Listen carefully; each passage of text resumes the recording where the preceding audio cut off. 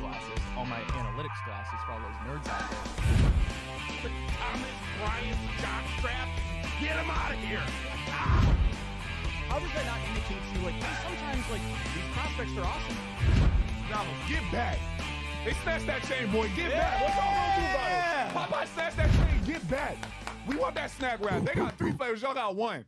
Get back. Hey, everybody. Welcome into The Big Factor, an unbelievable all Wildcats edition. I'm Pat McGuire, Jack O'Rourke. Nobody else in the studio with us. No. They couldn't dig themselves What out happened? today, Jack. I know, dude. I mean, happened? it is crazy out there. I will say What that. happened? Yeah, there's so much snow out there. A Black Friday edition of The Big Factor. Jack, we had to get in here. There's just too much stuff to talk about. We got NFL 100%. recap, Thanksgiving, Black Friday, all this type of stuff. How you doing? I'm good, dude. How about you? I mean, it's the holiday season, so I think we're all in a good mood coming off a Browns dub, obviously. I mean, what more could you look forward to than, like, this is one of the best weeks / weekends of the year, in my opinion, I would say.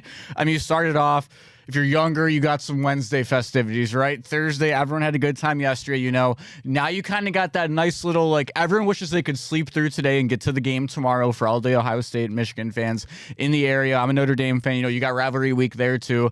You flip over, you got Shadur's first home game on Sunday. Like, if you're looking for just an optimization of football in your life, there's no better week than this. Yeah, it kind of feels like those COVID days where, like, you had the Wednesday afternoon Ravens game that's like, okay, well, I guess, Trace McSorley, I believe, got the nod for that one. Yeah, how about like a little 2:40 p.m. action, something along those lines. But we had some good games yesterday on Thanksgiving. Fam's doing good, Jack? Fam's doing all good, yeah. Nice. We Patio. they're heading out of town now to go hit some hockey on the weekend, but we went to Summer's Place, I believe it's That's called, right. in Lakewood on the water yesterday. A little Thanksgiving meal. Great time there. Great loc as well. Good view of downtown. Of course, yeah. What's left of Lake Erie? I don't know if you saw all the videos of the wind literally blowing half of Lake Erie damn near to Buffalo, but that's what's left back here behind us at Burke Lakefront Airport. So where do you want to dive in? Thanksgiving football, we had the Cowboys with an upset win over the Chiefs. I guess it's kind of an upset, but the Lions, Packers, as well as the Bengals, Ravens. You just start chronological order. Yeah, let's go chronological. Yeah. Let's go from the tip. Yeah, I think let's go from the tip. Pause. So Lions, Packers. Yeah, good start to the show already. Lions, Packers started already. The over did cash for the our predictions that we had on the Big Factor on Wednesday. What a show Wednesday was with the 6-7 stuff. That I just can't get over that stuff. But the Lions couldn't come through at home. The Packers got the victory on the road. Yeah, I mean, I don't know. When you look at the early games, like, I think the most fun thing about the morning game was just watching the Packers come through. Like, I don't know. It's such a weird state where the Lions are at right now. Like, you look at, like, how dominant they were last year. And despite how dominant they were last year, you kind of get your pants pulled down out of nowhere in the playoffs, and that was a little bit embarrassing. Yeah, Washington. By Washington, Jalen Daniels. You come back around this year. And I don't know, it almost seemed like the perspective, even from the start of the year when it came to the Lions, was going to be like, okay, they're not going to win the NFC North. Like, whether it's the Vikings can find legs with 9, which we found out, hey, that didn't happen. The Bears, if they figured out in year 2, whatever. Like, there was a worry after losing Ben Johnson and Aaron Glenn that they weren't going to come back and be the same kind of a football team, and it seems like they're not. Yeah, I think the thing about the Lions, though, is like Jahmyr Gibbs has taken such an incredible step up, too. We saw him in that Giants game that went into overtime, but, you know, you lose Ben Johnson and obviously Frank Ragnow on the offensive line. That was a big one, too. I think Penei Sewell is playing a little bit more hurt, too. He had like an ankle thing going on earlier this season, but, I mean, it's just so strange, too, because, like, you had the Sonic and Knuckles, David Montgomery, Jahmyr Gibbs, and now it's kind of all Jahmyr Gibbs at this point. But Sonic got his own movie. Yeah, he got his own movie, man. He got his own movie. But Amon-Ra St. Brown left the game. He was ruled out pretty quickly with, I believe it was an ankle injury. Not ideal to see, especially at home in front of the home fans. But the Lions, I feel like the NFC is pretty wide open. The Rams would be my favorite currently, but did you see anything that would really like bury the Lions in terms of your favorites out of the NFC? No, but I was going to ask you this, though. I'm a Jared Goff guy personally. Not coming to attack Jared Goff and his livelihood, his job here. Do you think this Lions core under Dan Campbell can get it done with Jared Goff throwing the pill? I personally do not. I'm not a huge Jared Goff believer because I guess it's true of every quarterback, but if you heat him up with pressure, Jared Goff melts down. I mean, he self-destructs. And the thing about it is if that O-line isn't playing at the peak form that they were like last year, or 2 years ago as well, he can't really create out of structure so much. He does a really good job of getting the ball to his weapons, but he's never going to win you that football game, in my opinion. The good thing, though, is he's not really asked to do that for the Lions in an ideal situation. But with Ben Johnson leaving, you see, Dan Campbell getting play calls. They played pretty well offensively against the Giants. I thought they got it going in the second half, but I don't know if they can keep this up going forward. On the flip side of it, though, the Packers really didn't impress me that much either. Jordan Love played well. I believe he had 4 touchdowns in that game. Micah Parsons had 2 sacks. He played out of his mind, that's for sure. But it just felt like one of those classic, you said it on Wednesday, we're not going to get a shitter on Thanksgiving, right? Yeah, we're going to get the something over. solid. You're going to get something Yeah, solid. So absolutely. the Packers, they come out with the victory in Detroit. It's a good, important NFC North road win. But again, I just really wasn't that impressed with Jordan Love. I don't know. I don't think the winner of the NFC is coming out of the NFC North this year. Like, I actually, in a weird way, if they can get in, like the Bears' offense is really fucking fun to watch. So I can see them doing something. Their defense sucks though. So I mean, I guess they're kind of stuck in the middle ground, similar to the Bengals in a way, who we'll get to in a minute. Even though obviously their record is much better than the Bengals. But I don't know. Back to the Lions for a second. I just wanted to ask you though, real quick. Like I don't know. I listen to Route 84 with Herman Moore, our newest show here on the Big Play Sports Network, all the time up in Big Play Detroit. Yes, sir. It seems like one major concern for them is I know Isaac Tesla had a touchdown yesterday, but like Tesla and Jameson Williams, like really getting those two the proper touches they need. Like, do you think there's an issue with getting the ball into those two guys' hands at all? For sure with Jameson Williams. He's an incredibly talented. Like people forget how he was such a top wide receiver, and then he tore his ACL in college, if I remember correctly, when he transferred from Ohio State to Alabama. And then he tore it again, I believe, in the pre-draft process.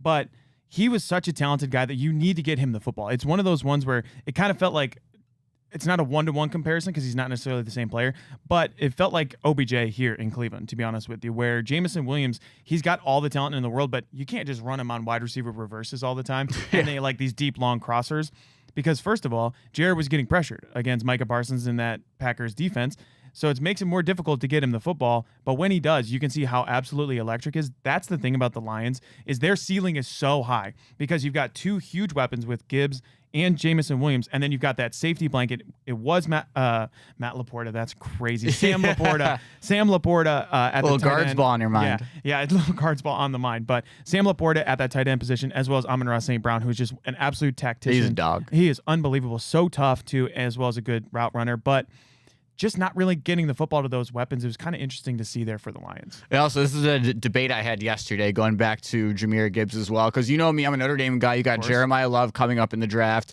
Give me a hard hands. Of course. Yep. His the 2 comparisons you're getting for him the most often when you're looking at the pre-draft process have been Reggie Bush and Jahmyr Gibbs. So looking at him through the Jahmyr Gibbs light, how high do you think he can go? Like that kind of a running back who you can see him like catch balls out of the backfield too, runs better to the outside, like through the tackles as well.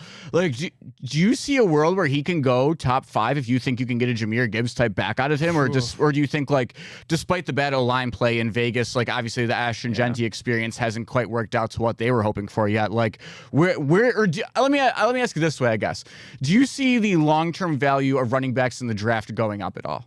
I do personally. I think Ashton Genty going to the Raiders absolutely was brutal for the stock of running backs across the league because that guy's such a dog.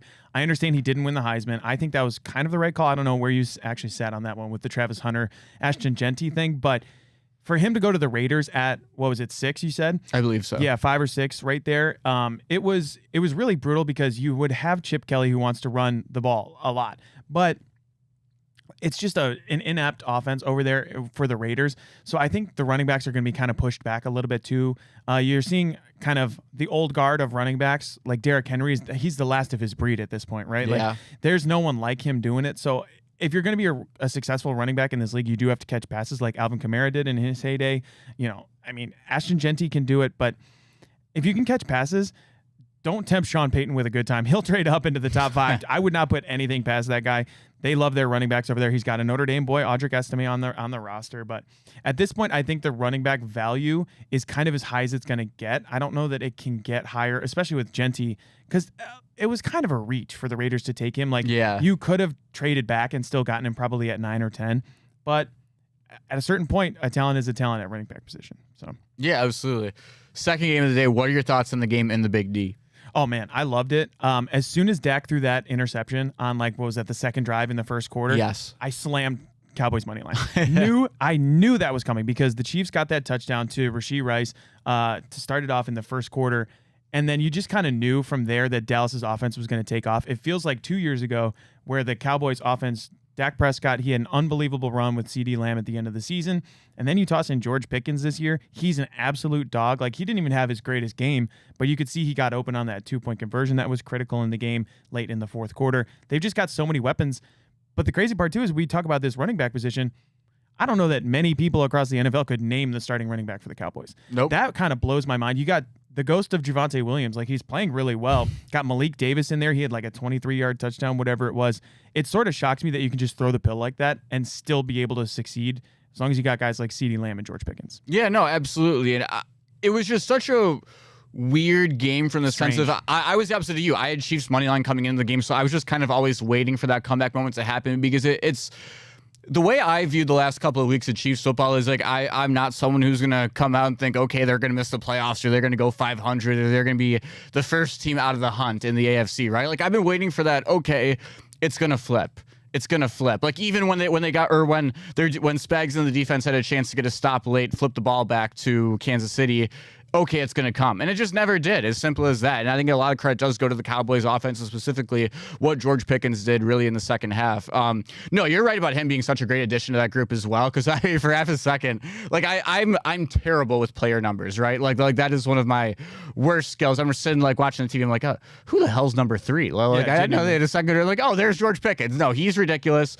Rocking the shiesty. Yeah, he is. And I was going to say, too, the overall on that matchup, love the tight end work. I mean, like, yeah, I know tight ends are making a little bit of a renaissance in the NFL in general, but Kelsey had a great haul. They actually, as soon as Kelsey scored, you could tell they went up to the booth to try and go look at Taylor. And it was just Brittany. It was just Brittany by herself. Yeah, and they're like, oh, shit, flip it back off. Like, Yeah, she's like, oh, yeah. Like this. Me time? In case I'm supposed to be on the camera. Yeah. It's Brittany Mahomes time. Brittany Mahomes. Brittany Mahomes is Brittany Mahomes' biggest fan, I would say. It's fair to say. But are the Chiefs chalked? I think that is ultimately, because I mean, Cowboys, you're what, two games above 500 now, I believe. Yep. Defenses look better for the last couple of weeks. I don't think we have a lot of questions about where their season is heading from here. Kansas City, though, man. Dude, 6-6 at this point. They're 1-5 on the road. That's what concerns me the most, is because you're going to have a lot of games at home. They've over the past years had so many playoff games at home that you don't really win without that crowd, to be honest with you. Like that Bills game, the Bills playoff games, I should say, they showed out against the Bills and everything like that. But on the road, you got to be able to go into a hostile environment, especially against the Chiefs, knowing what every NFL fan is thinking, that these guys have been the dynasty for 5-6 years at this point. 6-6 kind of shocks me. I still think they'll back their way into the playoffs somehow, but that's more of a statement on the less than talented AFC. Yeah. Exactly. Because, like, at this point, Josh Allen is dragging the Bills. At this point, Patrick Mahomes is dragging the Chiefs, and the Chiefs have a better defense than the Bills. So it shocks me to see that they're at 6-6 at this point, too.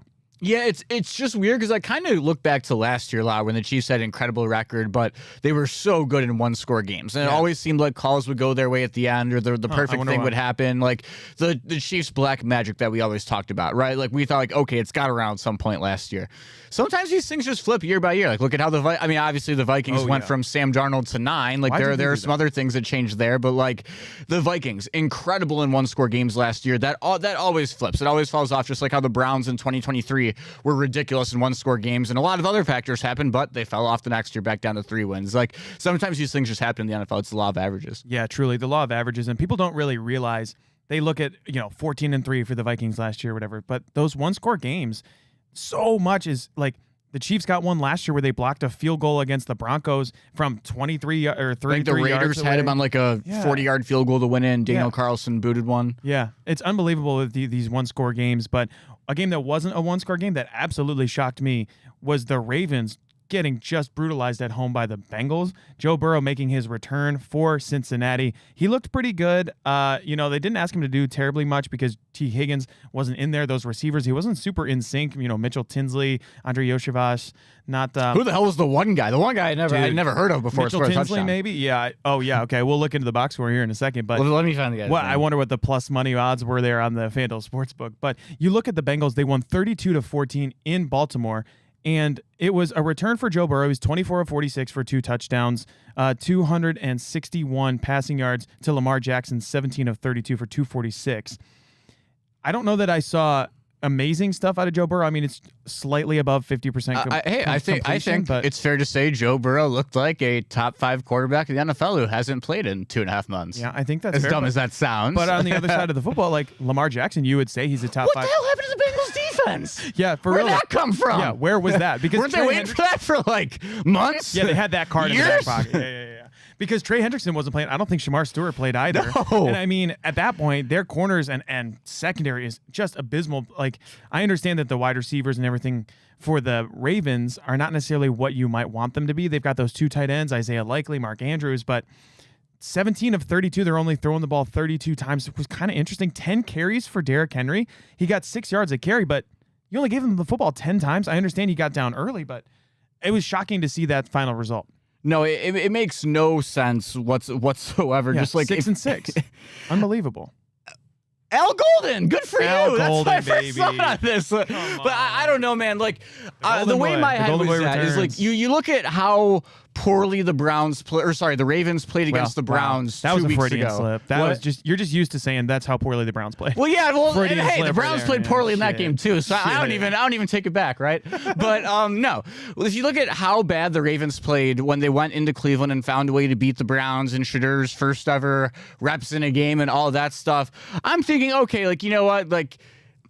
They're still finding ways to win again, right? Like you had that terrible where they're 1-5, like they had an awful start, and they come back, fight their way to 500. I'm thinking like, okay, I'm a little shocked the Bengals are playing Joe Burrow in the first place. Obviously, I get why you have to, but my thinking is they're going to stomp the shit out of them at M&T Bank Stadium on a Sunday night or a Thursday night.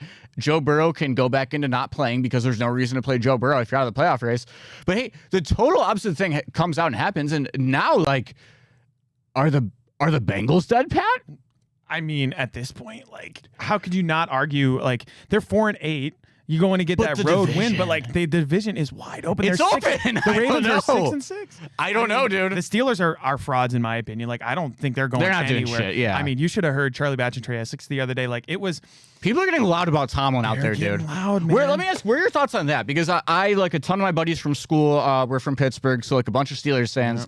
They all wanted Mike Tomlin gone the whole entire time I knew him. You know, like just like the.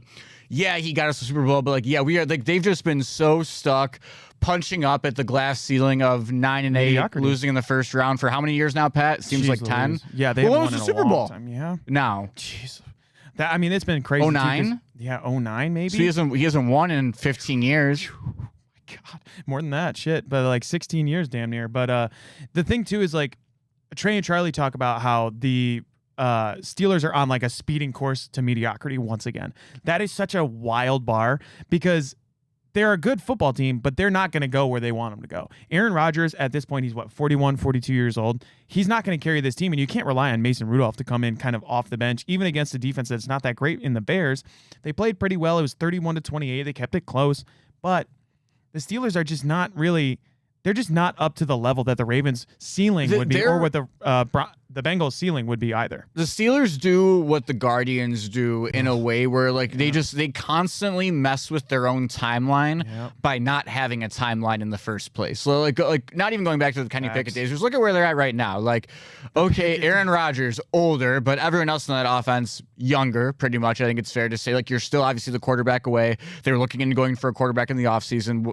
Whether they should have taken a younger project backup or not, that's up for discussion. I'm not saying I don't count Will Howard. Fuck Will Howard. He's not going to be a quarterback in the NFL. No offense to Will Howard if you happen to be listening into the Big Factor this morning. Yeah, good morning, Will. But morning, Will. Their defense, though, dude, like you go out and they basically decide like, hey, we're going to sign the 5 oldest players that were good on defense. And like, if you were on the 2018 Pro Bowl roster and you are a free agent, you're going to be a Pittsburgh Steeler.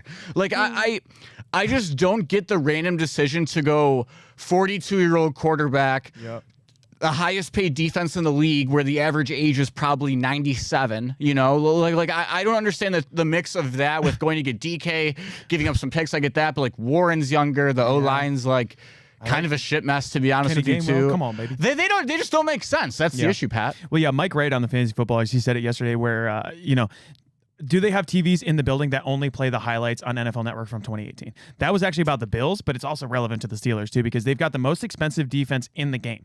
That's the craziest thing that you can think about is that defense is so expensive. They traded away Minkah Fitzpatrick and they brought so okay. Exactly. Like I feel like do they have their steel curtain? Yeah. 3 random Jalen turnovers. Ramsey, like they have those games, but then they just like it just literally goes like 10 points, 35, 13 points, 42. Like there's no consistency whatsoever within that defense. And yeah, I'm worried as a big Trey Essex fan from the snap count. Trey Essex is a big dude.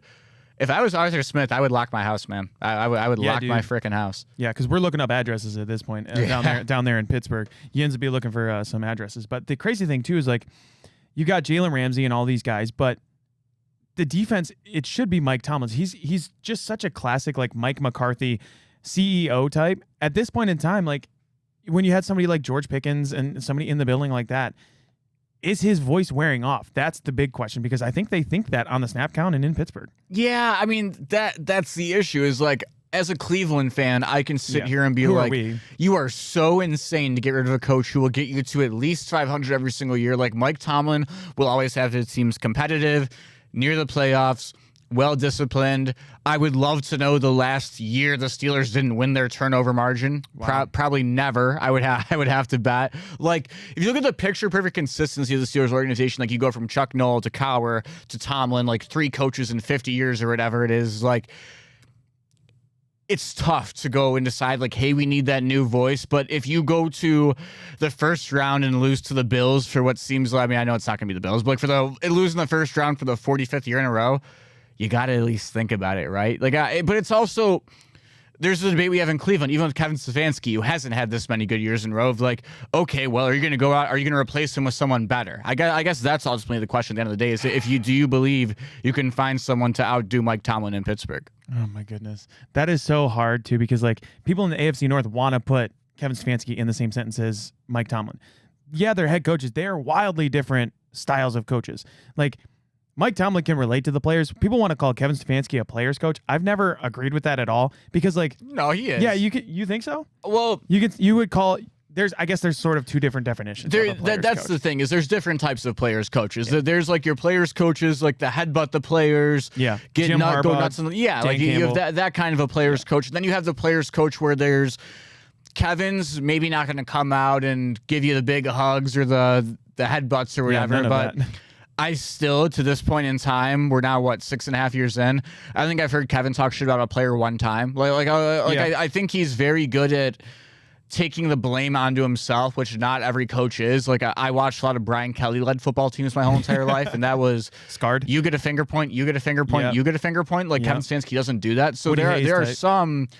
And even like with Deshaun, do you know how many coaches would be just like the way even Sean Payton and Russell Wilson, they got divorced like 3 years ago, and Sean Payton is still taking a shot at Russell Wilson the media. every chance he gets, just so people know, hey, that little 4-20 stretch in my career, that blemish, that's Russell Wilson, that's not me. How many coaches, if they were in Kevin's shoes, would do everything they possibly can to publicly flame Deshaun Watson to make sure that they are as far away from that guy as possible to say, hey, I'm not the guy who did this. Someone else messed it up. Like, it ultimately might get him fired. Yeah, truly.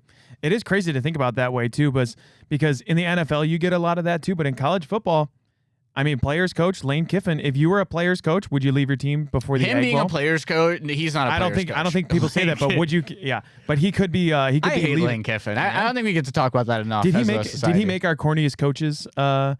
No, rankings? but I don't think he did. But he's an I don't know. Mention. But here's we'll my put him thing, in though. now, for sure. If you want to do the hard jump into college football, real quick. Let me hit this garage beer read Let's first. do it. That will get my thoughts on Lane Kiffin. Yeah, we'll be cracking open some garage beers this weekend too because we've got those 2 classic flavors.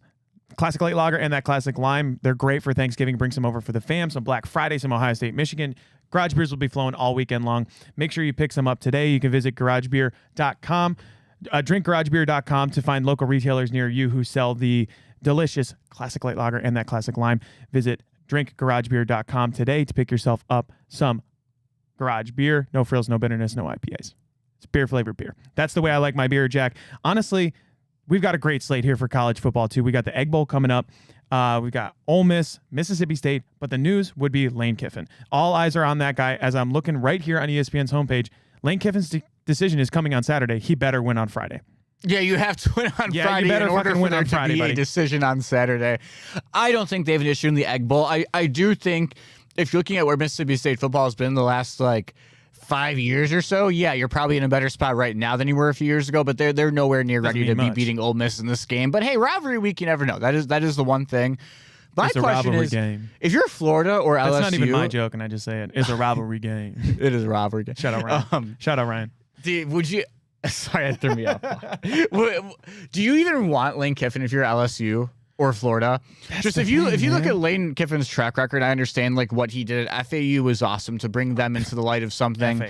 What he's done at Ole Miss over the last couple of years has been great, taking Ole Miss to that top tier programs in the country. But Lane Kiffin decides he's leaving the Raiders to go back to college, right? Just up in Scots from an NFL job. Then, once he's at Tennessee, he's there for 1 year, goes 6-6 or whatever.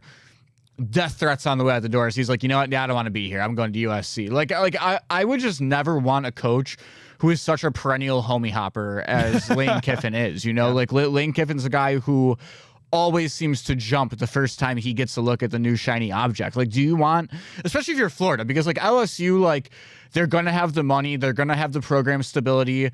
Les Miles, Nick Saban, Ed Orgeron, 3 of their last 4 coaches have won a national championship, excluding our good friend BCAC. Wow. That building is you're going to win if you're going to, they're going to find a good coach. Baton Rouge will be fine. Florida's the one where you're in such a middle ground. Really, since Urban left, things have just gone to the shitter. Wild. The Dan Mullen experience didn't work out. On top of a bunch of others, Florida really has to hit this job hiring to try and get back to that upper echelon of the SEC, especially as the SEC expands. That conference is getting tougher and tougher. You can't afford to miss, and either Lane Kiffin sucks or Lane Kiffin leaves in 2 years for Alabama. Yeah, that's the thing too, is he is such a homie hopper. That's a perfect way to describe it, because you look at it, he started in Tennessee, and then he had 5 years at USC, 3 years at Florida Atlantic, and then in 2020 he took that Ole Miss job, and they made a bowl game, a high level bowl game ever since. But at a certain point, so many coaches are leaving these days. We've got tons of extensions to get to as well. Lane Kiffin, he has to win this game, because at a certain point, even if they're running him out of town, you have to win this game and go far in the college football playoff, to be honest with you, so that you can at least have some sort of plausible deniability where you're yeah, well, my time was running out here. I got you to this thing, and I can't go this far. Yeah. I still think he's going to take that Florida job. I don't know why the LSU job is actually so attractive to people all the time. I understand there's huge money in it, but you look at how it went down. Brian Kelly was just officially fired without cause, so they got to pay out that money. The AD was gone for hiring him. I'm not saying that's a bad decision, but there's always turmoil down in LSU. I feel like the Florida job is a little bit more stable. But I think does it matter to Lane Kiffin? Though. I don't think that even matters to Lane Kiffin. I think Brian Kelly just royally fucked up. I think LSU is a great job. The money being spent, obviously, Death Valley at night is the best atmosphere in college football. The ability to recruit within the state of Louisiana, which is one of the hotbeds in recruiting, and it's a known fact that the kids in Louisiana stay. They want to go to LSU. There's not really a big pro team in that state outside of the New Orleans Saints, who are pretty much the Southern Browns, no one wants to go there. LSU is beyond an attractive job, which is why I don't. More so than Florida, though. Okay. I think Lane Kiffin goes to Florida, though, just because I don't know. Florida LSU's can't in a look at Billy. Rock and a hard place. Coach Summerall from Tulane is going to be the big jump up name from Group of Five up into the SEC. That's kind of a foregone conclusion for most people. If you look at the Dan Mullen, Billy Napier route that Florida has gone down, the hiring the hot name Group of Five coach has not been their juice the last couple of years. It hasn't gone well a couple of turns in a row. So I think that scares them out of Summerall. And ultimately, I know that not the governor of Louisiana, whose name I don't know, I wish I did, came out and said they're going to spend less money on this coaching hire. But I don't believe that. I ultimately think LSU goes out, leaves every dollar on the table for Lane Kiffin. I think Ole Miss is left searching. And I think Summerall goes to LSU, Kiffin to Florida, and Ole Miss, Chad Kelly. Wow. Okay. I don't know Coach Ole Miss. Yeah, that's the thing, too. There's a lot of movement here in the SEC. You've got a lot of coaches. You had some coaches signed extensions here in the SEC because the big thing that you don't want to have is you don't want to be in that middle ground, that middle class of the SEC. We just saw Vanderbilt's head coach, Leah, signed a 6-year extension. Eli Drinkwitz at Missouri signed a 6-year extension. So some of those guys, they're trying to get the consistency. I don't think there was any upward mobility for those guys necessarily in terms of the conference, but you might see the middle class of the SEC continue to get a little bit higher. Missouri has always had a good program under Eli Drinkwitz. They play really hard. Vanderbilt with Diego Pavia, I think they're a better team, but as soon as he's gone, we'll actually see what they're made out of. I think that would be a really interesting one because when the guy with the juice leaves, you got to figure out where you're going from there. I know big-time programs know that all the time, but can Vanderbilt, Missouri, those type of teams, can they elevate themselves? Or even with LSU, when Lane Kiffin does leave, Ole Miss, if they can keep themselves afloat in the SEC. I'm honestly, I have more confidence in Vanderbilt being around as a big program than Missouri. I think what Clark Lee's done there has been incredible, and I don't know, like he came in before Pavia, and they started to improve a little bit as well. But also part of it too, I think you got to go give Clark Lee credit for being at a program that isn't very good, that wasn't spending a lot of money, that he knew the exact OC he needed to go get, which was the New Mexico State head coach. He knew the exact quarterback he needed to go get, which was Diego Pavia from New Mexico State. I don't know. I actually think Clark Lee was going to be the number one name for some of those SEC schools. I think he could have moved up within the conference. I think the issue with that is that Clark Lee is from Nashville, Tennessee, so there's not many better jobs for a guy from Nashville to have than Vanderbilt.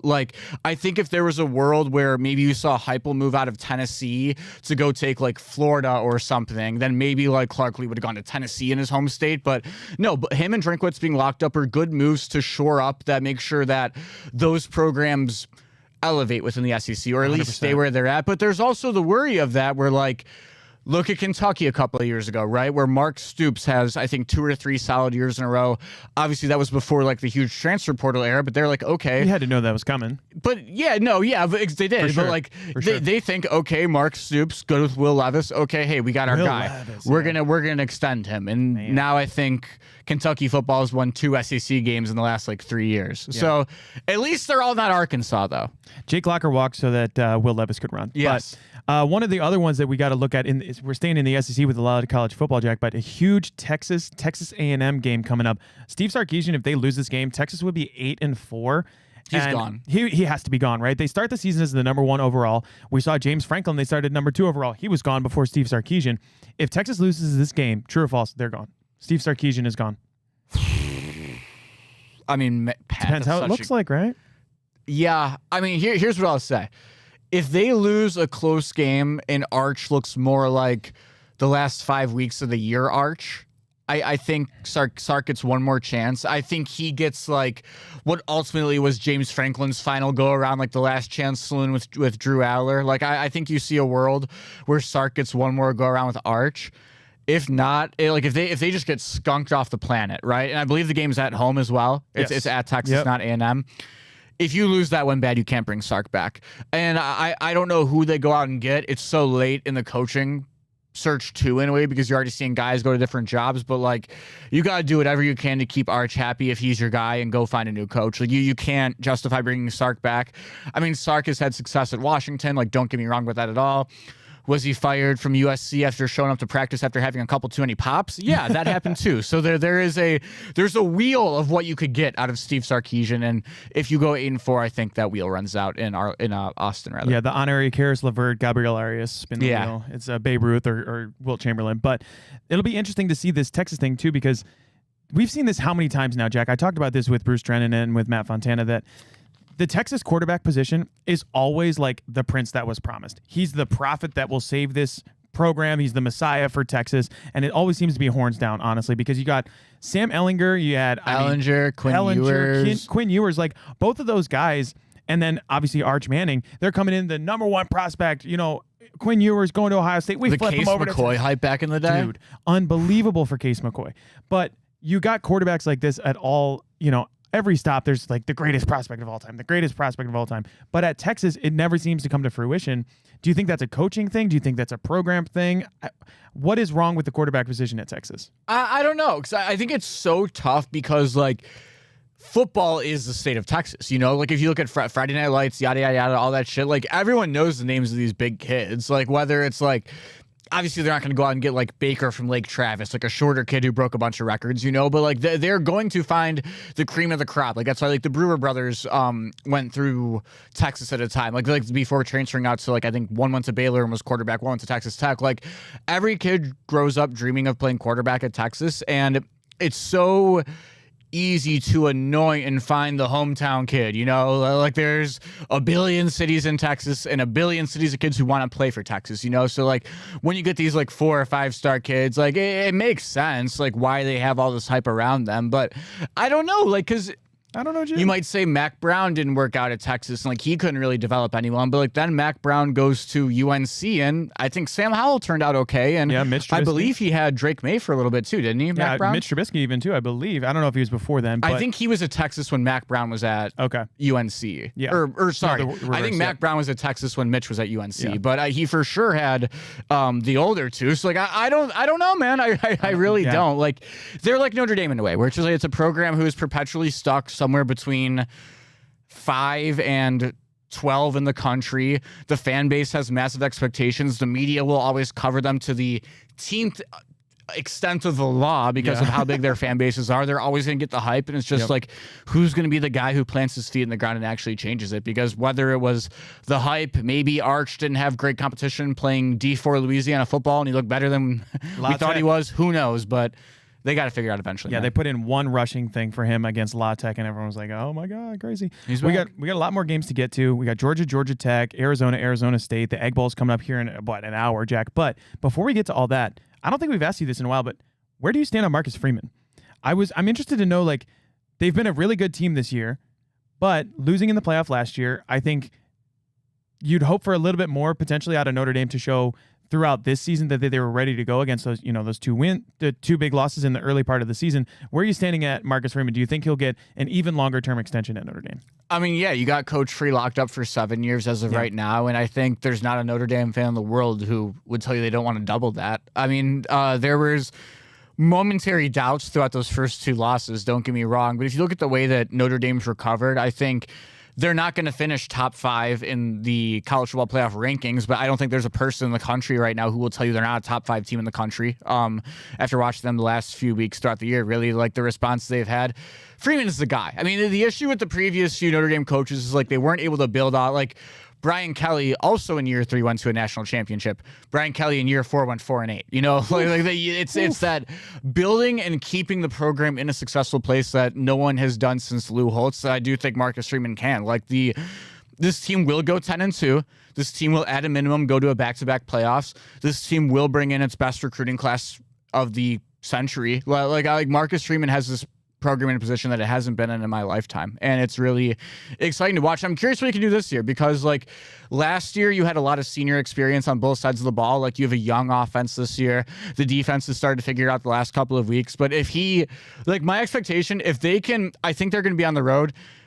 The way it's going to break, I think they're going to have to go into Norman, Oklahoma, and then they would have Ohio State. If they can beat Oklahoma on the road and then just keep it competitive with Ohio State, like in the way last year was. Like I know that Ohio State led most of the way, but like I don't think anyone left that game feeling okay. Notre Dame blows, Like I think everyone thought they were worthy of being on the field in that game. Like if you can leave the field against Ohio State, hey, we're meant to be there, then it's going to keep building. You get CJ Carr back next year. Yeah, 100%. And we talked about too. I think I don't even know if this was on a show or whatever, but you talk about Riley Leonard, and he was not even, I don't want to say remotely close, but such a different quarterback from what they've got now, because, Riley Leonard, he was able to be a dog and pick up those short yardage first downs and everything you needed in the national championship like that. But it's just a completely different offense. Jeremiah Love, CJ Carr getting it going this year. But Notre Dame, I think, sneaky value. We heard Ben Scott Stevens talk about that on the Bobby Carpenter show. He loves Notre Dame's value for the national championship. I think they were plus 1,600 at one point.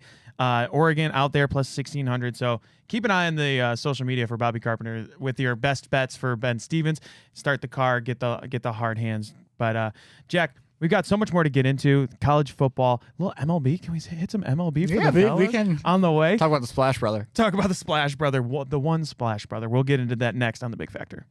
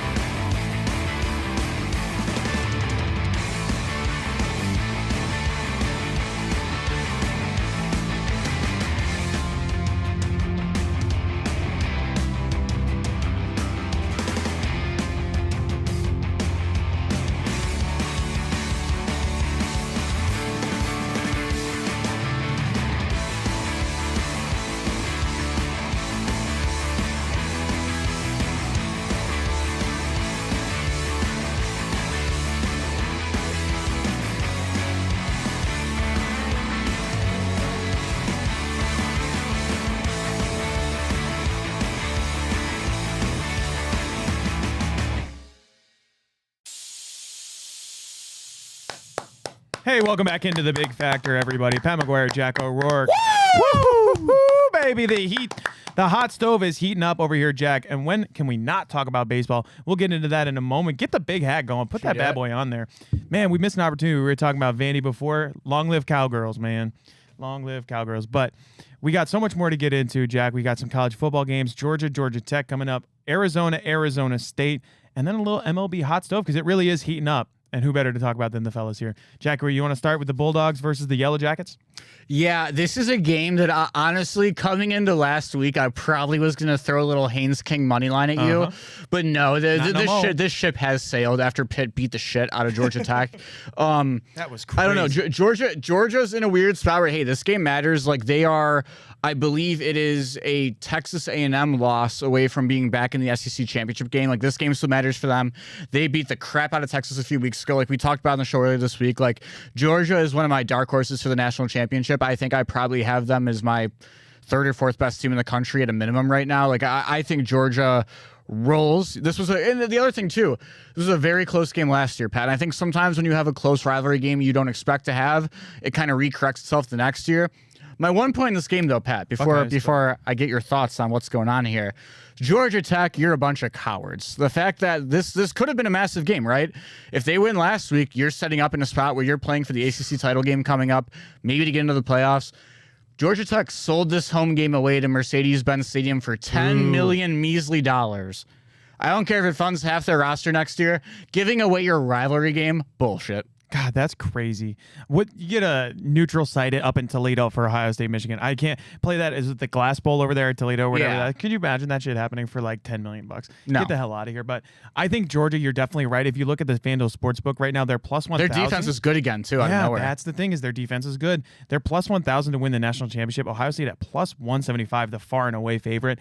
I don't know that that's a very good value right now because they got a long way to go. People don't really. Can I ask something too? Go for it. I'm gonna get killed for this. Oh man. Who has Ohio State played so far?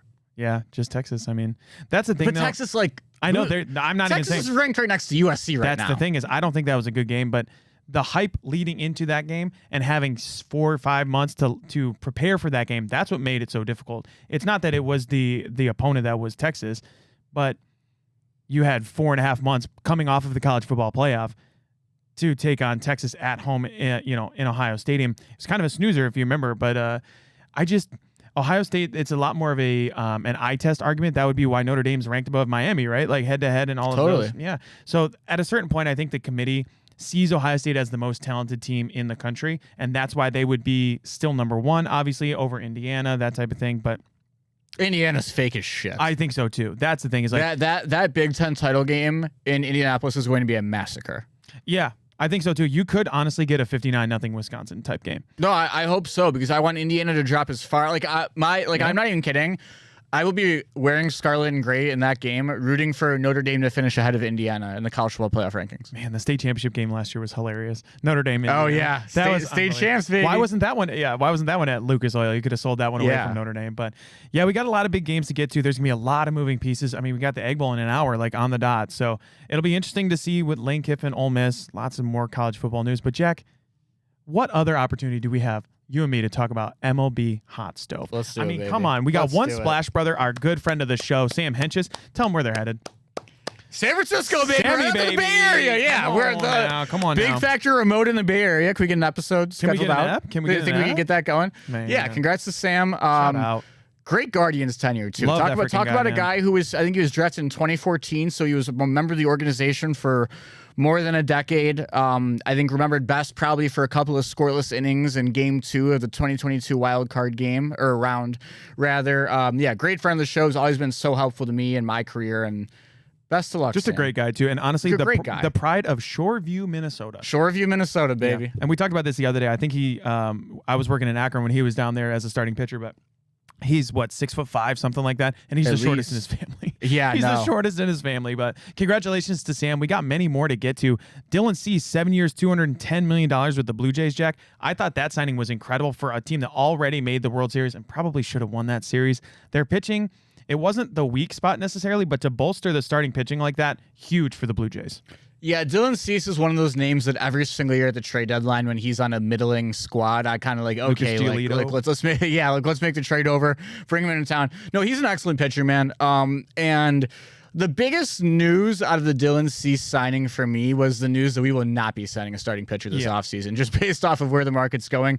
Not that starting pitching was the number one need by any stretch of the imagination, but I would be sitting here lying to you if I said I didn't want to sign one more starting pitcher. Like, I haven't seen Tanner Bybee or Gavin Williams do it for a full season yet. So I always love having at least one guy who I know, like, hey, they'll take me Oscar to Charlie with a 3.10 ERA. I love having one of those guys in the rotation. So won't have that. But actually, who's the new Japanese pitcher coming over? Oh, geez. I don't know his name, but he said he wants to go somewhere where he can beat the Dodgers, Cleveland, and there's no Japanese players, Cleveland. Okay, so Cleveland.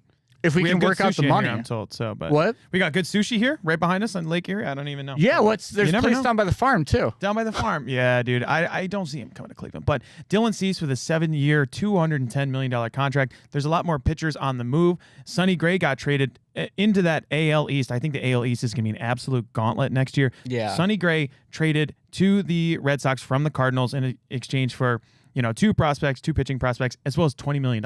So the Red Sox, they get to save $20 million on that Sonny Gray contract, and the Cardinals, they did this Nolan Arenado all over again, where you trade one of your best players, and then you send at least $20 million along with them, because they traded Arenado and gave away $50 million as well. I think there's the Rockies too, but you look at guys like this, the AL East, it's going to be really talented once again. Aaron Judge, you can't really get off the Yankees too, because if he's going to have another year like that, they could be favorites in the AL East, but the Red Sox, I think that's perfect fit for Sonny Gray. No, I think the Red Sox are gearing up. I really think that the trajectory of the Red Sox season not ended, but it changed heavily. It went on a decline when Roman Anthony was taken out in August maybe. Yep. I don't know. Like, if you look at, I like to bank on pedigree. That's one thing about me as a baseball fan. Like, I would like to think that Christian Campbell probably is going to have a much better second year.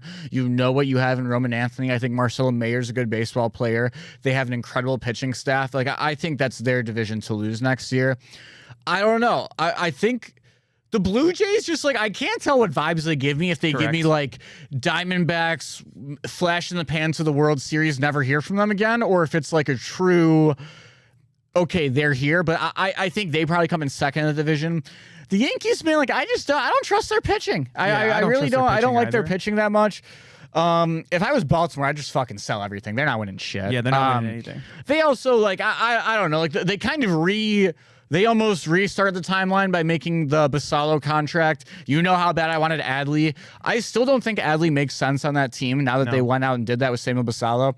I don't know. I don't see that team competing for shit. And then the Tampa Bay Rays still have a Major League Baseball team. Yeah. In case you're wondering at home. They actually have a roof on their stadium now, too. That is actually do they? That is confirmed. The roof is back on down there in St. Pete. Are they moving? So here's my question, and I'm not one to, like, cheer on natural disasters. Well, that's one thing about me. I don't do that. That's a good take.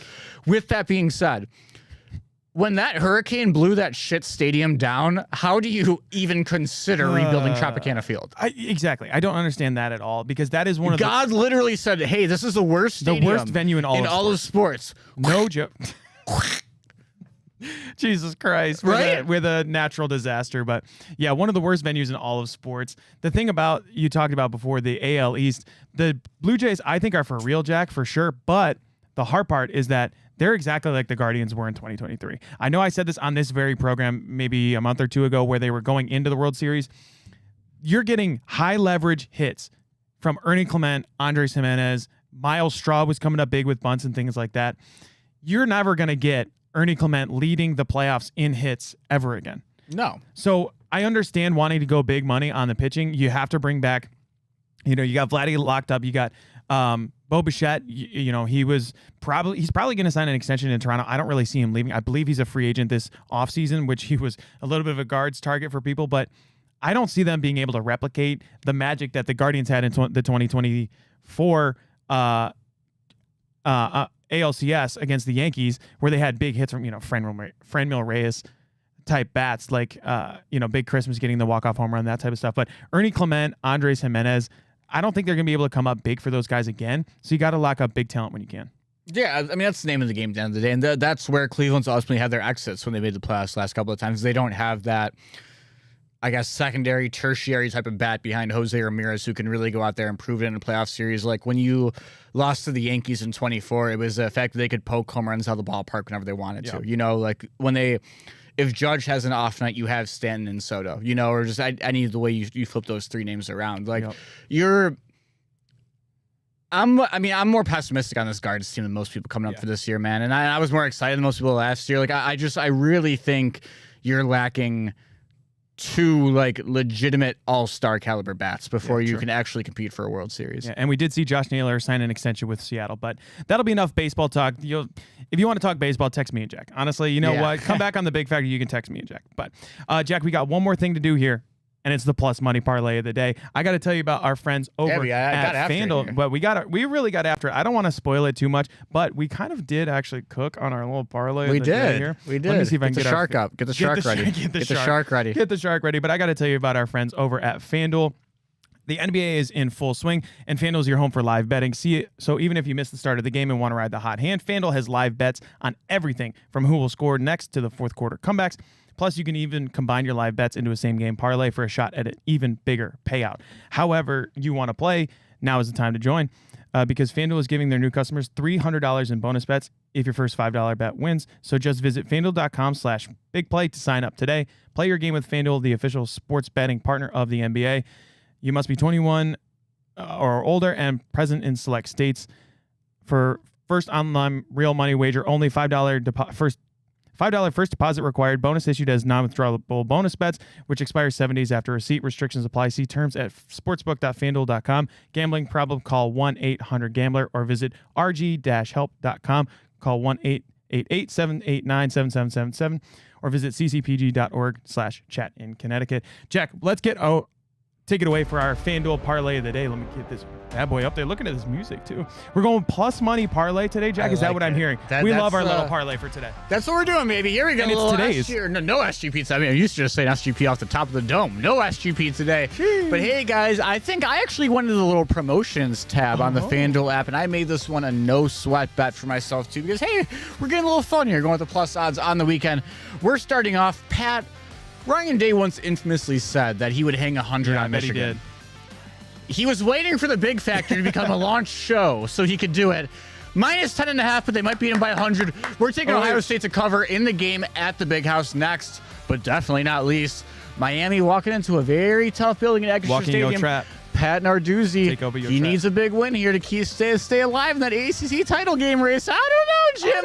Carson Beck not doing it today against the Sharks. Hell no. And Pat Narduzzi's defense, plus 200. We're taking Pitt money line outright to win this ACC battle at home. Boy. Next, we're heading on down to the great state of Texas. Everything is bigger in the great state of Texas, Pat, including the odds on that plus 120 for Texas money line. We believe Sark feels that seat getting hotter, and hey, he's not going down this week. A&M doesn't need the win. They're going to be fine either way. They're going to the playoffs. Hook 'em, baby. And you know Texas isn't going 8-4. We're going Texas money line last, but not least Texas Tech.